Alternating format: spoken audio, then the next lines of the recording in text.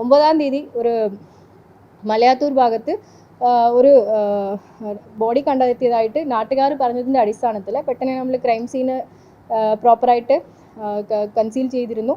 പിന്നെ പെട്ടെന്ന് സംഭവ സ്ഥലത്തേക്ക് പോയിരുന്നു. അപ്പോൾ അതിൻ്റെ അടിസ്ഥാനത്തിൽ നമ്മൾ ഈ മിസ്സിംഗ് കേസിൽ ആയിരുന്ന വിക്ടിം ചിത്രപ്രിയാണോ അതിന് നമുക്കൊരു ഇനീഷ്യൽ ഫൈൻഡിങ്സിൽ നമുക്കൊരു സംശയം ഉണ്ടായിരുന്നു. അപ്പോൾ അതിൻ്റെ അടിസ്ഥാനത്തിൽ പ്രോപ്പറായിട്ട് സയൻറ്റിഫിക് എക്സാമിനേഷനും പിന്നെ 10-ാം തീയതി നമുക്ക് പോസ്റ്റ്മോർട്ടമും കഴിഞ്ഞിരുന്നു. അപ്പോൾ അതിൻ്റെ അടിസ്ഥാനത്തിൽ നമ്മൾ ലാസ്റ്റായിട്ട് കിട്ടിയ CCTVകളും ബാക്കി തെളിവുകളും നമ്മൾ കളക്ട് ചെയ്തിട്ട് കുട്ടീൻ്റെ ഒരു ഫ്രണ്ട് ആയിരുന്ന ഒരാളെ നമ്മൾ അക്യൂസ്ഡായിട്ട് കുറച്ച് തെളിവുകളും കാര്യങ്ങളും എടുത്തിട്ട് നമ്മൾ അറസ്റ്റ് ചെയ്തിരുന്നു.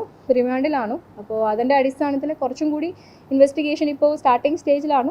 കുറച്ച് തെളിവുകളൊക്കെ നമ്മൾ കളക്ട് ചെയ്തുകൊണ്ടിരിക്കുകയാണ്. അപ്പോൾ കുറച്ച് CCTVകളും കുട്ടീൻ്റെ ബാക്കിയുള്ള ഫ്രണ്ട്സിൻ്റെ കോൺടാക്ട് ഡീറ്റെയിൽസും ഫോണും ബാക്കിയുള്ള കാര്യങ്ങളൊക്കെ സയൻറ്റിഫിക് എക്സാമിനേഷനും സാമ്പിൾസൊക്കെ ഫോറൻസിക് എക്സാമിനേഷനൊക്കെ കൊടുത്തിട്ടുണ്ട്.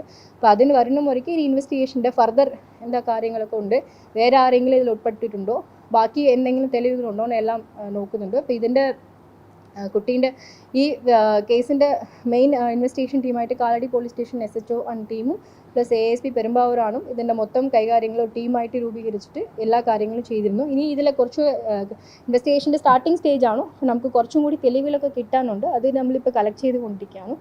ആൻഡ് ഫോർമൽ ഇൻവെസ്റ്റിഗേഷൻ നടന്നുകൊണ്ടിരിക്കുകയാണ്. അപ്പോൾ നമ്മൾ ഫർദർ ഇതിൽ അടുത്തുള്ള കാര്യങ്ങൾ വേറെ ആരെങ്കിലും ഇൻവോൾവ്മെൻറ്റ്സ് ഉണ്ടോ, ഇപ്പോൾ പാരൻസ്ക്ക് വേറെ ആരെങ്കിലും മേലും സംശയങ്ങളുണ്ടോ, അവരുടെ മൊഴികളും എലാബറേറ്റ് ആയിട്ട് രേഖപ്പെടുത്താനുണ്ട്.